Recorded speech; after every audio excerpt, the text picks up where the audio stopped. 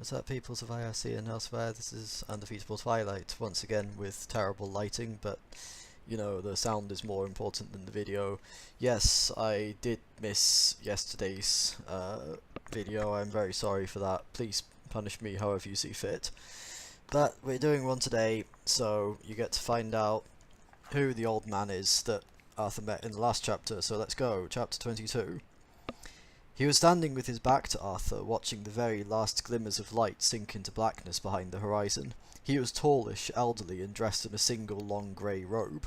When he turned, his face was thin and distinguished, careworn but not unkind, the sort of face you would happily bank with. But he didn't turn yet, not even to react to Arthur's yelp of surprise. Eventually the last rays of the sun had vanished completely, and he turned. His face was still illuminated from somewhere, and when Arthur looked for the source of the light, he saw that a few yards away stood a small craft of some kind. A small hovercraft, Arthur guessed. It shed a dim pool of light around it.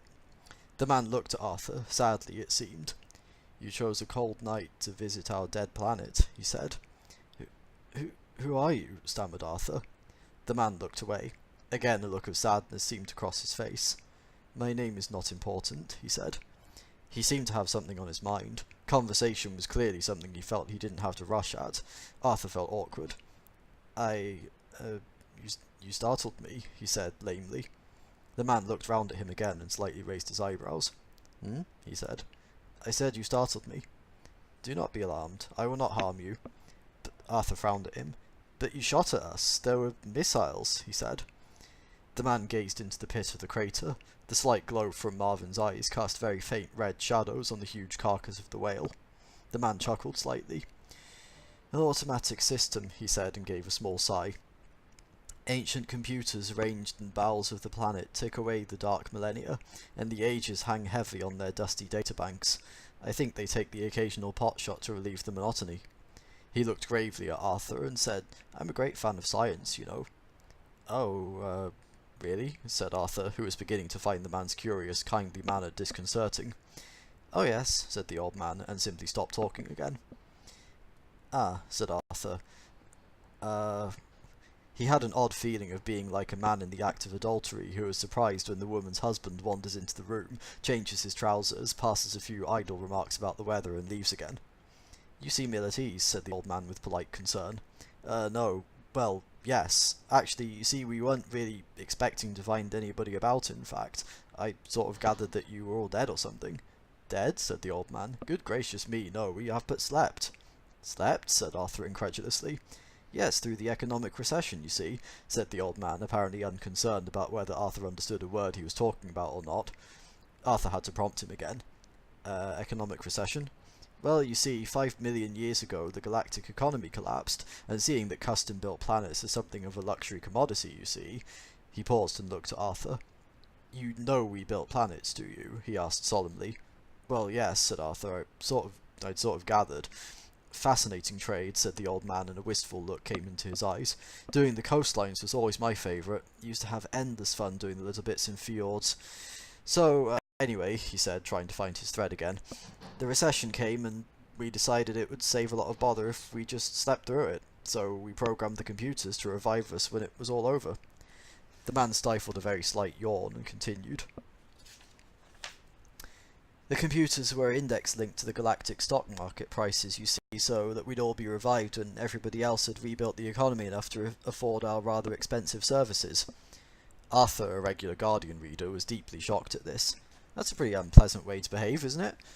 "Is it?" asked the old man mildly. "I'm sorry, I'm a bit out of touch." He pointed down into the crater. "Is that robot yours?" he said. "No," came a thin metallic voice from the crater. "I'm mine." "If you'd call it a robot," muttered Arthur. "It's more a sort of electronic sulking machine." "Bring it," said the old man. Arthur was quite surprised to hear a note of decision suddenly present in the old man's voice. He crawled to Marvin, who crawled up the slope, making a big show of being lame, which he wasn't. "On second thoughts," said the old man, "leave it here. You must come with me. Great things are afoot."